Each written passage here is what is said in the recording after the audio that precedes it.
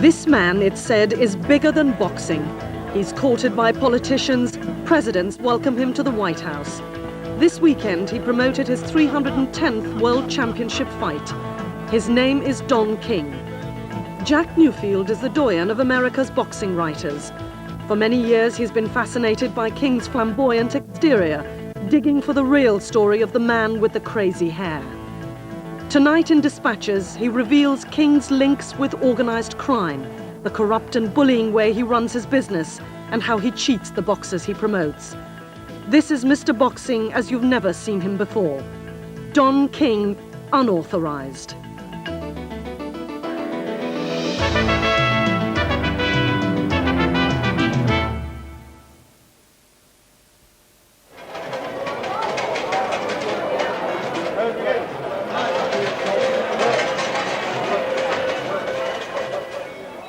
If Don King were a city, he would be Las Vegas.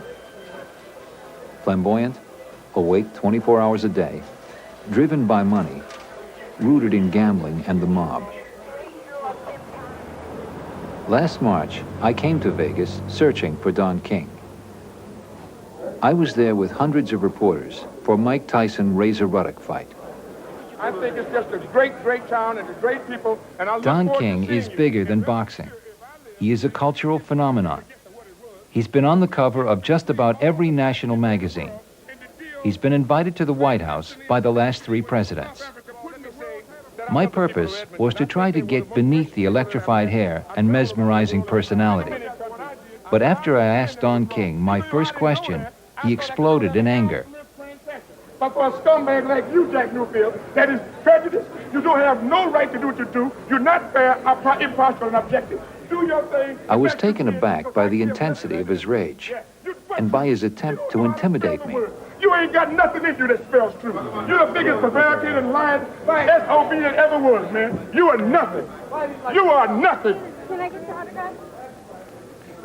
The public may see Don King as a benign rogue, but his roots go back to a violent past in blue-collar Cleveland, Ohio, where intimidation was a way of life. Excellent. And we're coming right up to the spot where... Yes, here, maybe, 30 feet ahead, somewhere in there, right about in that area. I returned to King's old neighborhood with Bob Tunney, a former Cleveland police officer. Tunney was an eyewitness when King stomped a man to death in 1966. We were driving west on Cedar, and I saw a few hundred feet ahead, man lying on the sidewalk, man standing over him, kicking him in the head. We drove up there immediately, stopped the car, and I jumped out of the vehicle, and the man standing up had a revolver in his hand. So I pulled out my gun. I says, drop the gun. He took the gun, threw it on the back trunk of another vehicle that was parked there. I went over immediately and grabbed that gun, and as I did, this gentleman standing up just went over to the man lying down and gave him one vicious kick again right in the head.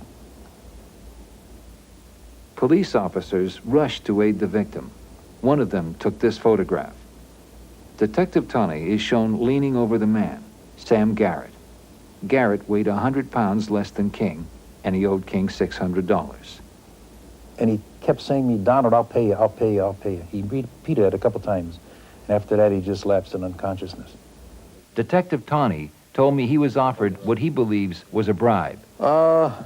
Probably the fall of '66, I got approached by an attorney. And he says, you know, Tunney, Donald can do a lot for you. And I knew what he meant right away, and I said, well, forget it. Police reports allege that King spent $30,000 to buy off witnesses to the killing. It seemed to work. None showed up to testify at the trial. But based on the eyewitness account of Detective Tunney, a jury convicted Don King of second-degree murder after just 4 hours of deliberation. Then, in a highly unusual move, the judge met with King and his lawyer and reduced the jury's murder verdict down to manslaughter. Nobody from the prosecutor's office was present at the meeting. I got in a fist fight in what I call frustrations of the ghetto expressing themselves. When you're dealing with King served 4 years and got out of prison in 1971. He later gave his version of the homicide to a British reporter. How did you kill a man in a fist fight? Well, we was fighting one another and we was kicking one another, and his head hit the concrete, and it must have been a pretty bad blow, which I've suffered deep contrition for since it happened. But nevertheless, I was instrumental in the fatality of a fellow human being whom happened to be one of my personal friends. As to allegations that he tampered with justice, King denies the charges. And in 1983, King was able to obtain a full pardon from the governor of Ohio for the Sam Garrett killing.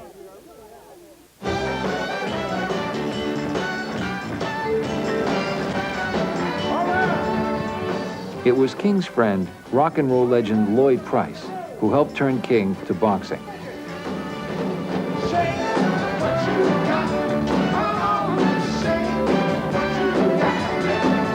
Price used to perform at a club King owned in Cleveland in the early 60s. Price also knew Muhammad Ali. Well, I knew Ali about maybe a year or two before I met Don. I met Don in 60, 61, and I knew Ali before he even fought for any big fights. And was long down through the years before I actually introduced the two together. I probably introduced Ali to Don by telephone. King saw his chance. With Price's help, he convinced Ali to be the star attraction at a charity exhibition to benefit a local hospital. King, who knew little about boxing, called veteran matchmaker Don Elbaum. And I wait for a moment, and all of a sudden, I hear on this other end, Don Elbaum! And the phone must have gone back 2 feet. He says, Don Elbaum! He said, let me tell you something, Don. He says, my name is Don King, and there's a black hospital that's in a lot of trouble here in Cleveland, and we've got to save it. 8,500 Muhammad Ali fans turned out to watch the former world heavyweight champ mix it up with 4 opponents in a 10-round exhibition. Ali clowned with 4 different sparring partners. Don King displayed his gift for glitz by adding a fashion show and a music concert to the event. A Cleveland hospital came out the big winner on the boxing magic of Muhammad Ali. The hospital got $20,000, and Don King's new career was launched.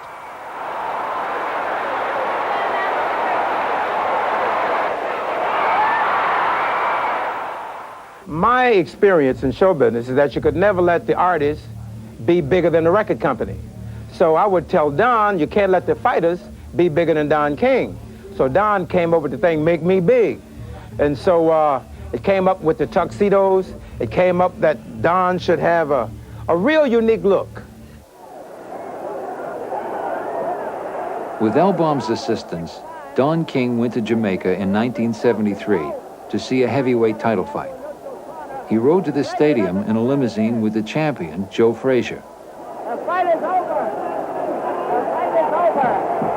The winner is George Foreman. He sat in Frazier's corner, but when the challenger, George Foreman, unexpectedly knocked out Frazier to win the title, King jumped into the ring and pursued the new champion. Did Frazier hurt you at any time? My man. Yeah, I got him. My man. George. King then left the stadium in Foreman's limousine and became his promoter. He just overwhelms you. His personality, his use of words, whether they're in place or not in place.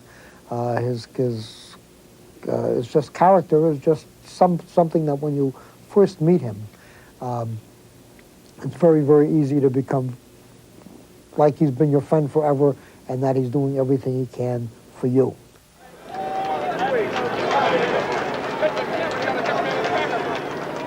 In 1974, just 3 years out of prison, Don King created his masterpiece. Preaching black solidarity, King convinced Muhammad Ali, George Foreman, and the black government of Zaire to join in what would become known as the Rumble in the Jungle. In a brilliant stroke of salesmanship, King convinced the government of Zaire to put up $10 million to finance the fight, even though the country was mired in poverty. Of the 3 men who started King out in boxing, 2 were still with him, Muhammad Ali and Lloyd Price. Don Elbaum had been cut out by King and was left behind. Foreman throwing more punches now. maybe this could be the tactic of Ali to let the man punch himself out. 30 seconds left in round 8. The fight was memorable, pitting an undefeated George Foreman against Muhammad Ali, a 3-1 underdog. Another sneaky right hand. This time he works over the shoulder of Foreman. It's the combination.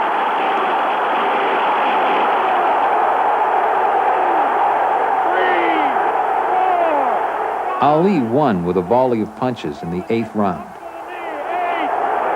That's it! The fight is stopped! Muhammad Ali! A dramatic 8th round knockout! The event made Don King. But even in his triumph, King betrayed another one of the men who had helped get him his start and who had been his loyal friend. He cheated Price out of his share of the partnership.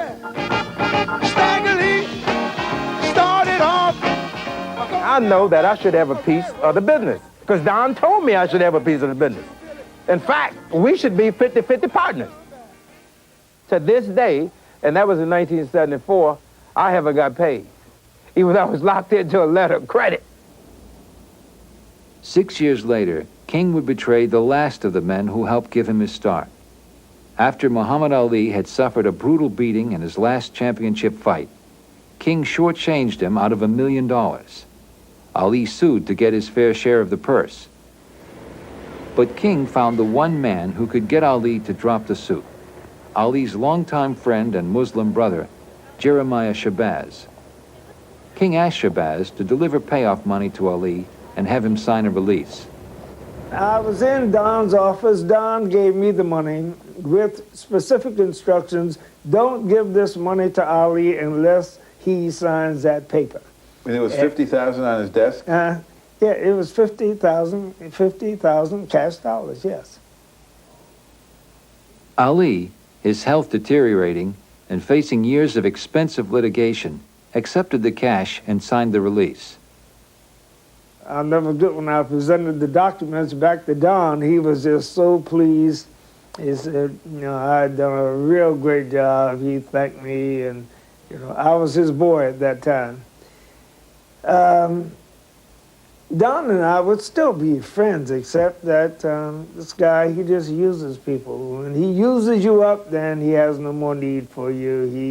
He goes on to the next one. You're just so much cannon fodder, just a nothing. Over and over, I'll be true for you, 'cause you got what?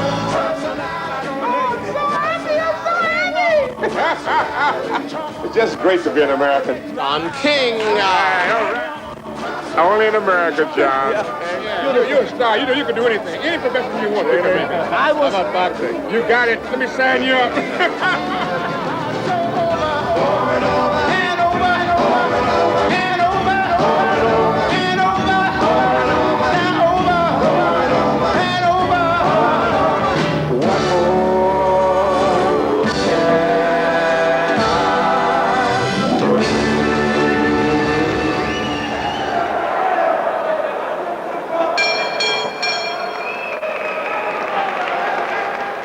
After the Rumble in the Jungle, Don King held a virtual monopoly on the heavyweight championship for the next 17 years, controlling all major contenders and TV rights to their bouts.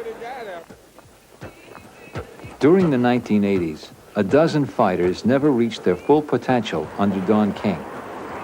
Tim Witherspoon is one of this group known as the lost generation of heavyweights. Witherspoon's career got off to a promising start. By 1982, he won his first 13 fights, 10 by knockout. He soon met a man who wanted to be his promoter. I felt the presence of Don King around about the 12th or 13th fight. How'd you feel it? Yeah, because every time I fought, he was hollering out, "Terrible Tim! Terrible Tim! We're gonna be all right." Don King had the connections to move Witherspoon into the big time. King scheduled a fight in Cleveland in 1982. But Witherspoon got ill with an ear infection, and on the advice of his doctor, tried to postpone the fight. King asked the Cleveland Boxing Commission to suspend Witherspoon's license. If Witherspoon would sign a long-term contract, King said, the suspension would be lifted. He said, the commission is me. He said, I'm the commission. Them guys ain't nothing. He said, real? He said, it's me. I said, he said, well, the only way to get lifted up if you sign this deal with me. And I said, well, I'm not signing it. And I went home, and like I said, the money was like, I was pulling mothballs out my pocket. With no money and no license, Witherspoon soon reconsidered. He went to Don King's office in New York City. According to Witherspoon, King spread 4 contracts on the table. He promised to have the suspension lifted and give Witherspoon a shot at the title if Witherspoon would sign and accept King's stepson Carl as his manager. A manager and a promoter have separate responsibilities. A manager looks after the fighters, a promoter looks after the events. But Don King pulled all the strings, reducing his stepson to a puppet. Don said, Carl is me, I'm Carl. He always used that phrase, so-and-so is me, that means that's him all the way. I never really sat down and talked with Carl about nothing, got to do with management. He always would come to me and say, I gotta ask my dad something. My dad sent me over here to see what y'all need. But Carl King would get 50% of Witherspoon's earnings, even though a 50% take by a manager is prohibited by boxing rules. King got around that problem by having Witherspoon sign 2 managerial contracts, one for the 50% fee, and another, which would be filed with the state boxing commissions, which called for a legal 33% fee.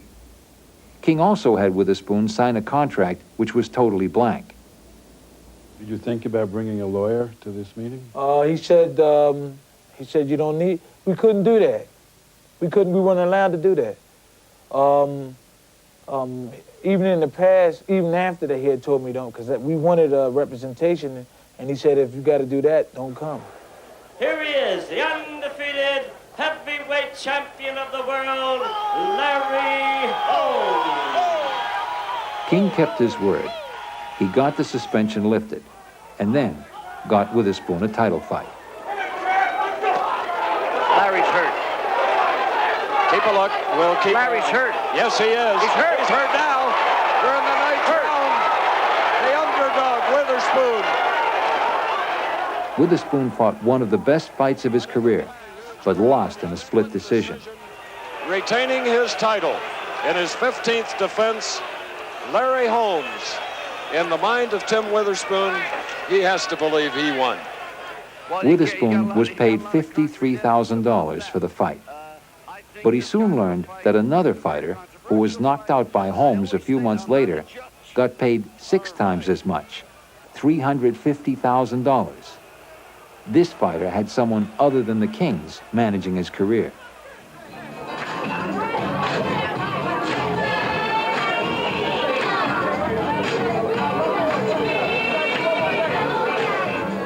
Witherspoon could still celebrate.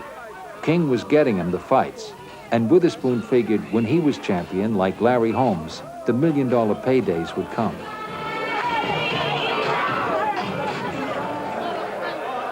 My lords, ladies and gentlemen, presenting from Philadelphia, the champion, Tim Witherspoon.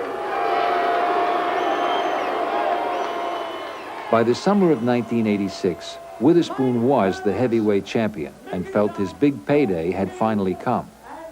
King had made a match for him to defend his title in England against British champion Frank Bruno. He first heard the news through his manager, Carl King. He said, if we going over there, we getting paid. He said, it's got to be a lot of money, right? That's the first time he said anything like that to me, right? So he said, I'm going to go ask my father what we're going to get.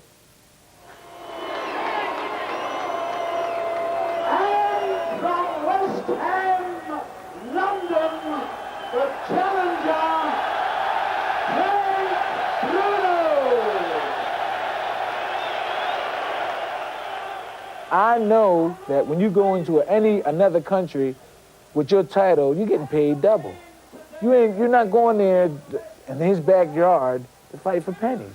I knew this, you know? So I said, hey, I know I'm going to be rich now.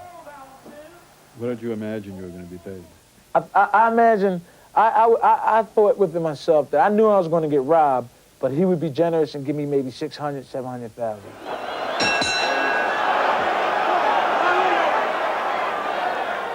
I knew I had Frank Bruno. I knew I had him. Whether it was the 11th round, I knew that he was wearing down. We both landed rights, but mine landed more flush.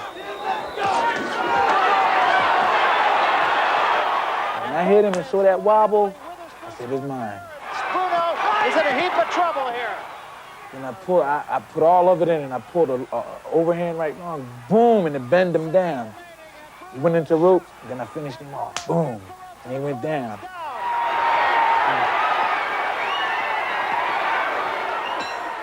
I was the happiest man in the world.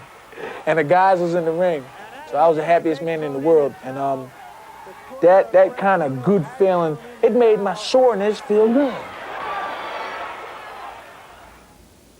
Later that night, Witherspoon and Carl King met up with Muhammad Ali. Witherspoon had been a former sparring partner for Ali. Now, he was the champion. That was the greatest thing in my life that I could experience, right? But you know what Ali said to me? He whispered in my ears. He said, I know you're getting robbed. I swear. He said, I know you ain't gonna get all your money. But joking, and I laughed at him, you know? The fight generated millions of dollars in revenue, including a total gate of $2 million and $1.7 million more for the American television rights. But when Tim Witherspoon got home, he received a check for only $90,000. He immediately called Don King. He said, Timmy? I said, yeah, Don, what's all this here 90,000? He said, well, really what it is 90, is half, you got a nickel. He said, you got a nickel, Carl get his cut, and then you had expenses. I said, man, this is crazy. King's reference to a nickel meant that Witherspoon's share of the purse was $500,000. King then subtracted expenses, the biggest being $250,000 for his stepson Carl. To make matters worse, Witherspoon found out that the challenger, Frank Bruno, got paid $900,000. And now, my good friends, introducing the principals. Witherspoon was totally demoralized when he faced his next opponent, James Bone Crusher Smith. But King had put himself in a no-lose situation. Without Witherspoon's knowledge, King had made his stepson Carl Bone Crusher's manager on the eve of the fight. This meant that Carl King was managing both fighters in the same match, a conflict of interest unusual even by boxing standards.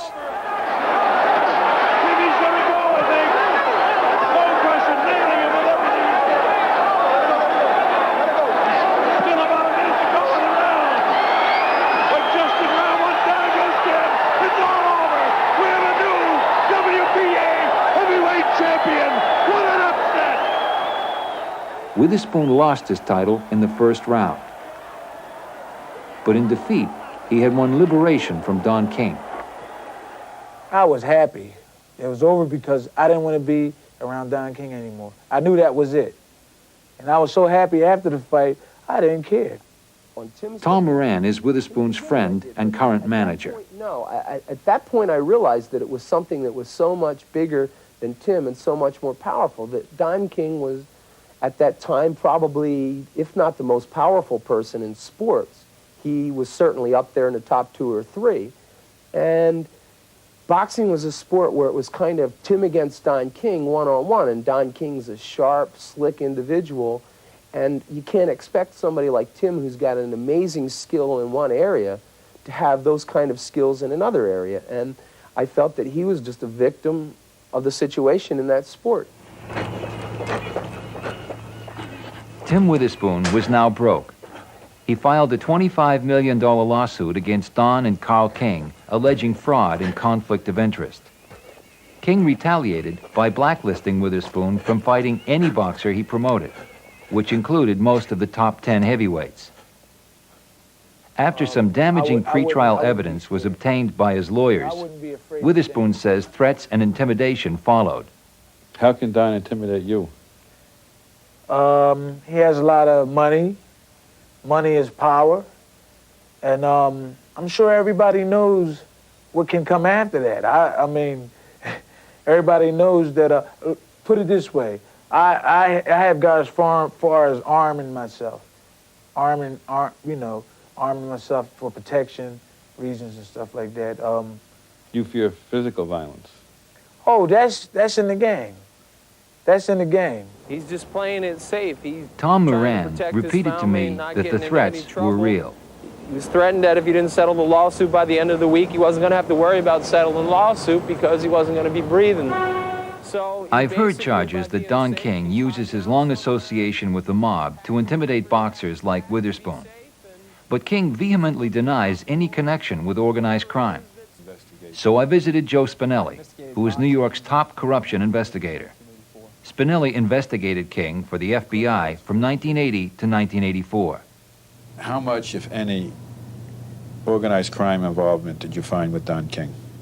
Well, throughout the course of the investigation, I had individuals who were informants for the FBI provide me on a regular basis with information that King was meeting with organized crime figures. Also, in the course of the investigation, I had an individual who was the then trainer of Larry Holmes, Richie Giacchetti, provide me with a consensually recorded tape that he had with Don King, in which Don King himself talks about having had a sit-down with an organized crime figure because of a dispute with a rival promoter. Both the mob and King benefited from this relationship. According to a New Jersey Crime Commission report, mobsters got lucrative closed-circuit TV deals for some of King's fights. And several fighters told me King used organized crime to intimidate them. Blinky Palermo, known as organized crime's ambassador to boxing, was often used by King as an intimidating messenger to Witherspoon and other Philadelphia fighters.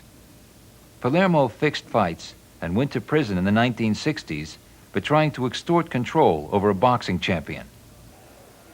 When Richard Giacchetti, Larry Holmes' trainer, turned over to the FBI 6 secretly recorded conversations with King, Giacchetti began to get death threats. In a secretly recorded conversation with an FBI informant in 1981, Giacchetti said he had been warned by a mafia hitman to lay off King. But the Justice Department never prosecuted King for racketeering. Holmes and his trainer, Giacchetti, balked before the grand jury. That's a perfect example, Jack, of what I'm talking about a fighter who was intimidated and just could not come forward and tell the truth. Today, a federal grand jury indicted Don King and Constance Harper, president and vice president of Don King Productions, in 23 counts. The best the feds could ever do was indict King in 1984 for tax evasion.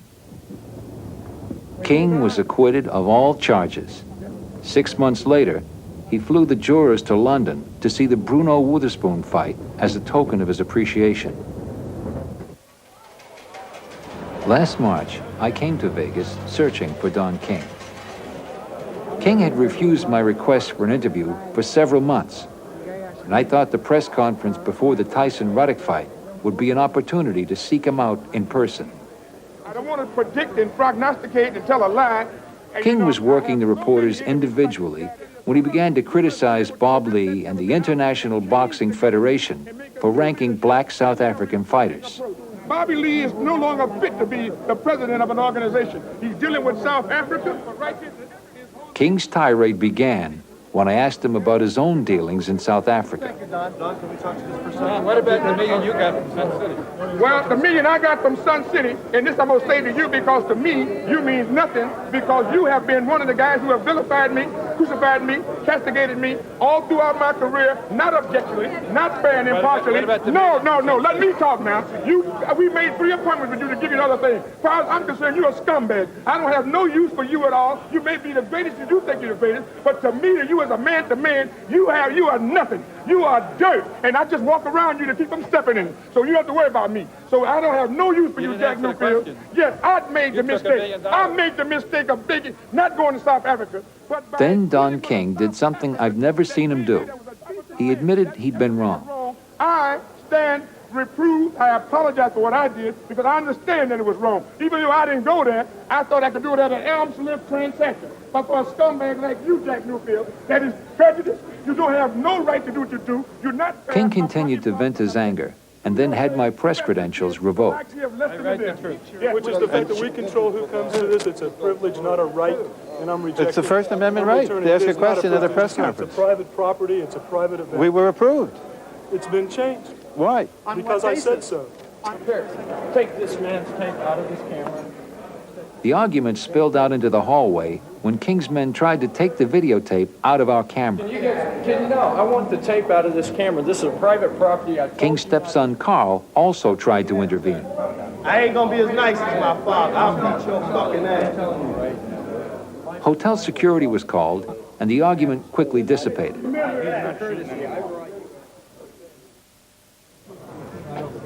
Right after my press credentials were yanked, I watched Mike Tyson being led away by a sea of bodyguards. Mike Tyson's relationship with Don King has all the makings of an American tragedy. I met him when he was 14 years old through my friend, former light heavyweight champion, Jose Torres. I don't know, he's like when he was in jail, you know, he is now like in jail with all this bunch of people, you know, surrounding him and overprotecting him on behalf of Don King. Mike Tyson was sent to the Tryon Youth Correctional Facility in upstate New York after growing up as a mugger and predator on the streets of Brooklyn. He was 13 years old. Bobby Stewart, a counselor at the reformatory and former professional boxer, first saw Tyson in 1979. He had acted out in some way, and he was being escorted through the field by two of the bigger staff on campus. And reports were that he was be very careful of him, very violent. Tyson told Stewart that he wanted to learn how to box. After teaching him the basics, Stewart then brought Tyson to a gym above the police station in Catskill, New York, to meet Cus D'Amato.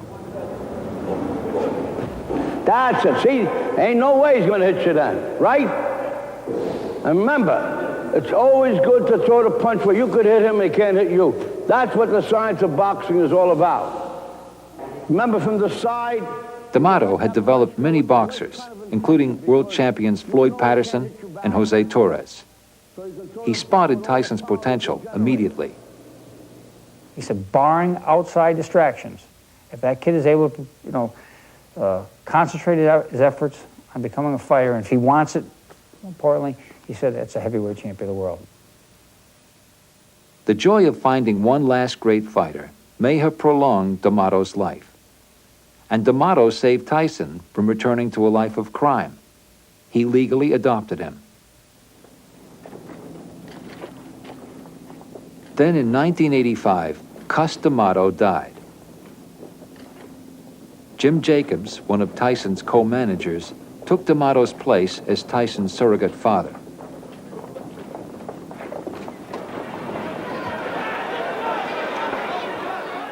One year later, Tyson fulfilled D'Amato's prediction. That was a right to the body and an uppercut to the head, and Berbick is down.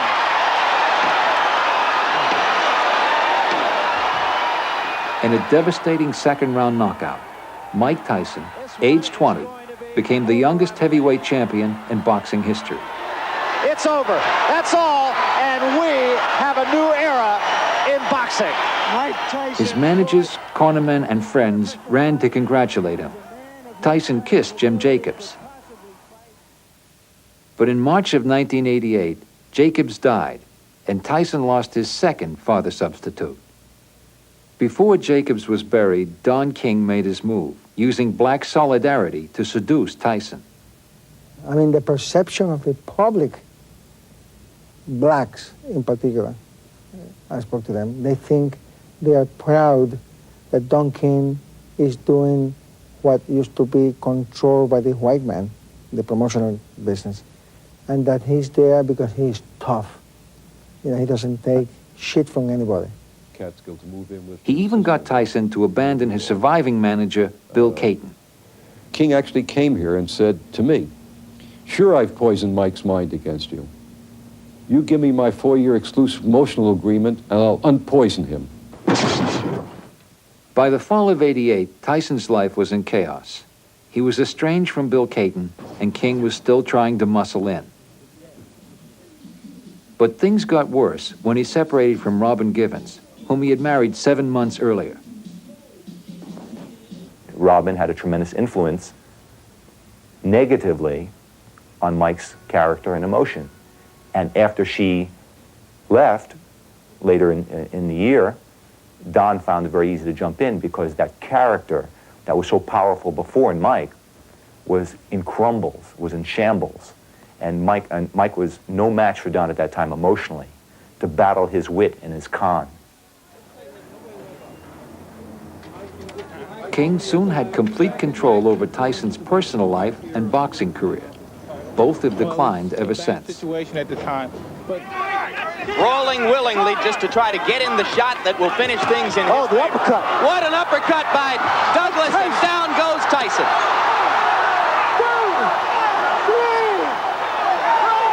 In 1990, in a stunning upset, Tyson lost his title to Buster Douglas, a complete unknown.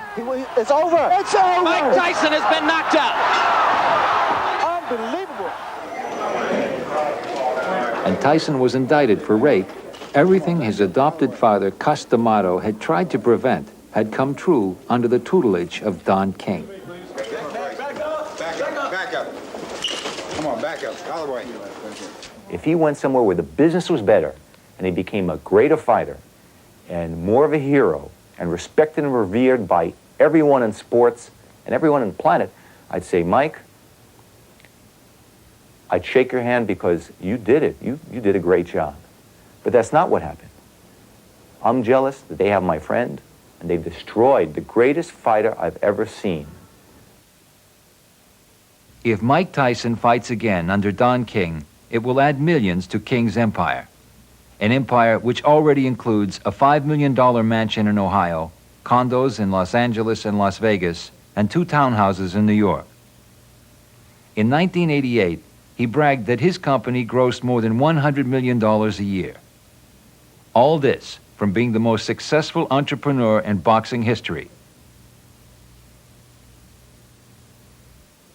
Mr. King, will you tell us what your present residence is? 32 East 69th, New York, 10021. The only evidence for King are the lawsuits. 6 world heavyweight champions and more than 20 fighters have taken King to court.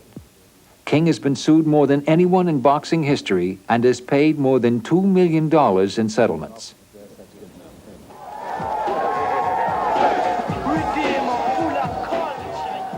The possibility that boxing will ever be cleaned up is remote. State regulation is a joke. If Nevada ever did crack down, the action would simply shift to Atlantic City. And at the national level, there's no interest in regulation. Those who profit, the networks, the casinos, and the promoters, all wink at the abuses and say, it's only boxing. At the top of it all is Don King.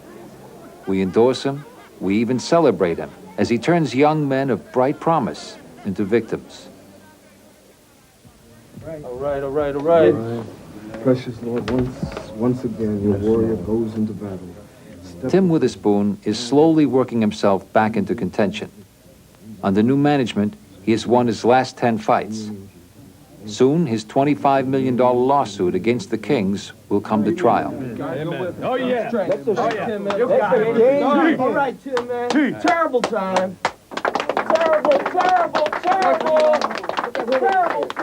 Your turn. You're the man. Terrible, man. Witherspoon will never be as great a boxer as Tyson or Ali, but I will always remember him as the fighter who stood up to Don King. You know, that's Don King. To rip somebody off is a feeling he get. And he get that big old knot in his pocket, and he be rubbing them. He loved money.